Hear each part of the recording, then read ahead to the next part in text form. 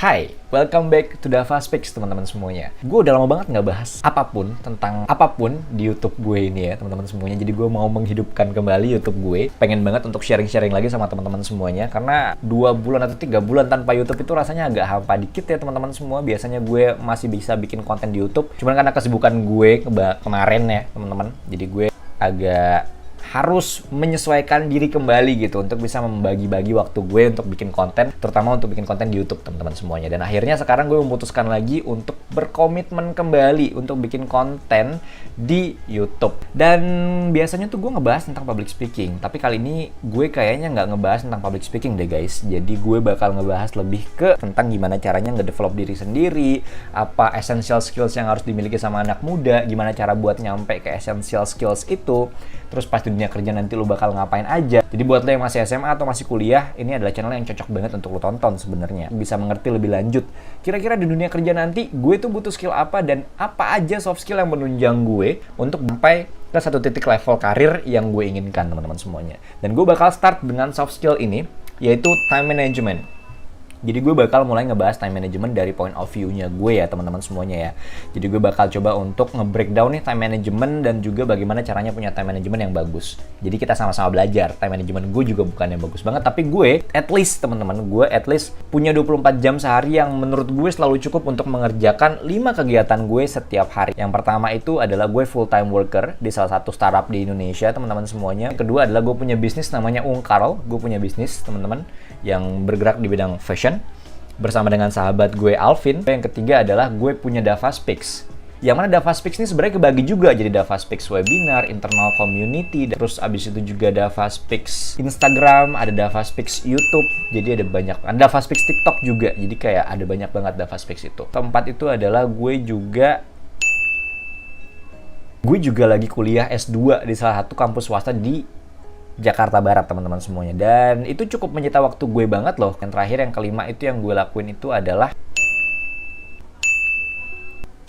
yang terakhir adalah self development gue sendiri. Karena kan gue nggak mungkin ya nggak punya ruang buat self development gue sendiri guys setiap harinya teman-teman. So di sini gue mau share ya, dari 5 aktivitas ini gimana cara untuk ngatur aktivitas-aktivitas tadi biar bisa lebih terarah, teman-teman. Jadi yang mau gue intro di sini adalah yang pertama banget ketika lo mau ngatur waktu atau mau ngelakuin time management, penting banget untuk selalu punya list about what to do in a day ya. Jadi kayak lu punya list nih misalnya A, B, C, D, gue hari ini mau ngerjain apa-apa aja sih, besok gue mau ngerjain apa-apa aja sih.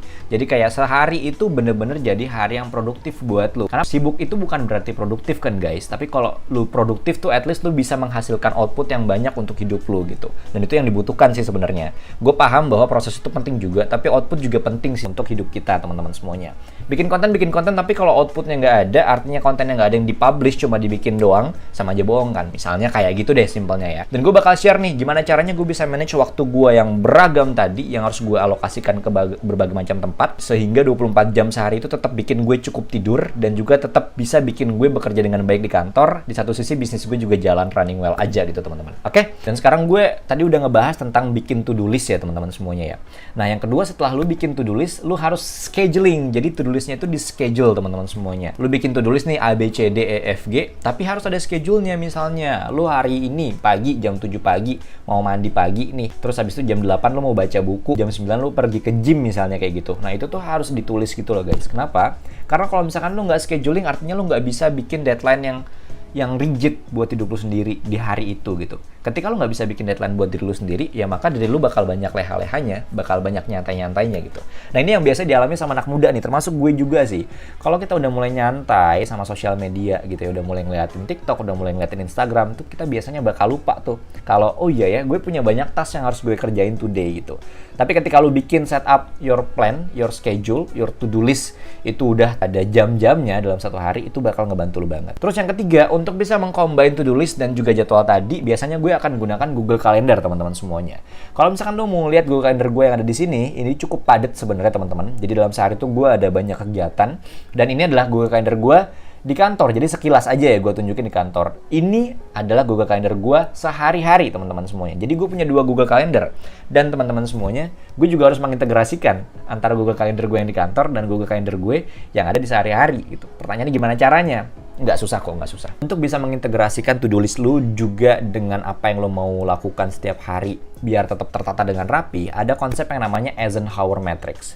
Atau Urgent Important Matrix ya, you name it teman-teman semuanya, tapi gue nyebutnya biasa Eisenhower Matrix. Jadi konsep ini adalah konsep yang bisa membuat lu memprioritaskan, mendelegasikan, memikirkan kembali, atau melakukan tugas-tugas yang akan lu kerjakan dalam satu hari atau bahkan satu minggu teman-teman semuanya. Atau bahkan satu bulan ya, pokoknya di kalender lu deh. Nah singkatnya teman-teman, Eisenhower Matrix ini bakal ngebagi kegiatan lo dalam 4 kuadran teman-teman. Ada kuadran do, atau sesuatu hal yang harus lo kerjakan. Ada kuadran decide, ada sesuatu hal yang lo harus tentukan. Apakah gue harus ngerjain sekarang atau gue kerjain nanti. Ada kuadran lo harus ngedelegate, di mana posisinya lo bakal ngasih tugas itu untuk dikerjakan sama orang lain gitu ya. Dan yang terakhir, ada kuadran untuk delete teman-teman. Jadi menghapuskan kegiatan-kegiatan yang nggak perlu lakuin sebenarnya teman-teman. Nah, dengan membagi ke 4 kuadran tadi, itu benar-benar membantu gue. Contohnya kayak gini deh, misalnya nih ya, di hari yang sama nih, gue punya kegiatan kerja. Terus juga gue punya kegiatan deal dengan brand, misalnya technical meeting untuk webinar, atau technical meeting untuk partnership apa, misalnya kayak gitu ya. Terus juga gue harus misalnya nih ya, ngurusin internal community-nya Dava Speaks, di mana ada 800-an orang yang harus gue kasih informasi setiap hari terus-terusan gitu. Di satu sisi juga gue ada waktu pengen untuk misalnya nih, untuk baca buku kayak gitu ya teman-teman. Nah, 4 hal tadi, misalnya let's say yang pertama nih, gue kerja nih teman-teman semuanya ya. Gue kerja kan nggak mungkin gue delegasikan ke siapa-siapa. Jadi biasanya gue akan memasukkan kerjaan gue tadi ke kuadran gue yang pertama tadi, yaitu do teman-teman semuanya. Jadi gue bakal ngelakuin kerjaan itu, atau itu adalah sesuatu hal yang harus gue kerjakan by myself gitu. Gue nggak bisa delegasiin ke siapa-siapa. Yang kedua adalah decide. Jadi biasanya gue selalu punya kolom decide. Contohnya ketika misalnya gue mau menentukan bahwa gue akan membaca buku, biasanya gue akan masukin itu ke kolom decide. Gue akan tentukan gue masukin baca buku itu di jam berapa sehari. Awalnya misalnya gue taruh di jam 7 pagi. Oh ternyata jam 7 pagi adalah jadwal gue nge-gym. Atau di hari itu gue mood buat nge-gymnya itu jam 7 pagi. Ya udah, berarti nanti baca buku gue bakal gue mundurin ke jam 9 pagi misalnya gitu. Itu biasanya untuk decide. Terus yang ketiga, misalnya gue lagi punya partnership sama beberapa brand teman-teman semuanya ya. Nah ketika gue lagi punya partnership kayak gitu, gue harus misalnya tanda tangan kontrak, atau mungkin gue harus ngomongin atau technical meeting tentang gimana caranya kontrak itu bakal berlangsung, atau nanti pas mau webinar itu TM-nya kayak gimana gitu ya.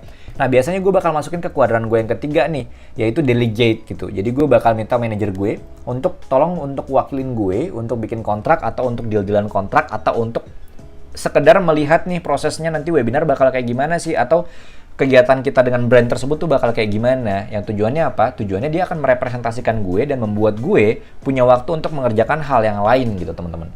So, kalau misalkan lu punya 4 kuadran ini aja dalam hidup lu, dan lu bisa mendecide which one is going to be in what quadrant, itu bakal bagus banget deh. Jadi coba integratekan to-do list, scheduling, Google Calendar, dan juga Eisenhower Matrix, dan ini bakal membantu banget. Contohnya adalah ketika lu ngelihat jadwal gue yang kayak gini. Ini adalah contoh gue menggunakan Eisenhower Matrix, di mana gue membagi-bagi mana yang harus gue kerjakan, gue tandai dengan warna yang warna biru. Terus yang mana yang harus gue delegasikan, teman-teman, itu gue tandai dengan warnanya kuning. Terus juga mana yang harus gue decide lagi, atau gue putuskan nanti gitu ya, gue tandai dengan warna hijau. Dan yang mana yang harus gue delete, itu biasanya gue tandai dengan warna merah, teman-teman. Artinya ya udah, nggak usah deh gue eliminate aja, karena menurut gue untuk hari ini gue nggak bisa nih untuk ngelakuin itu gitu. So, basically itu adalah hal yang gue lakuin. Dan jangan lupa untuk selalu stick dengan apa yang telah lu tulis, karena lu mapping atau planning aja, kalau misalkan lu nggak execute dengan baik, maka bakal mentah semua. So better kalau misalkan lu bisa planning dengan baik, lu bisa juga harusnya nge-execute dengan baik gitu teman-teman semuanya, karena itu berkesinambungan. They are working in sequence. After you plan, you need to execute. After you plan, you need to execute. Something like that. So itu yang bisa gue share tentang time management. Semoga gue bisa rutin untuk bagiin konten 1 minggu 1 kali buat lo semuanya tentang self-development, tentang public speaking, tentang time management, tentang apapun itu yang bisa membantu lo untuk jadi manusia yang lebih baik. Kita sama-sama belajar di sini, gue juga masih belajar banget. Dan sampai kita ketemu di video Dava Speaks selanjutnya. Thank you.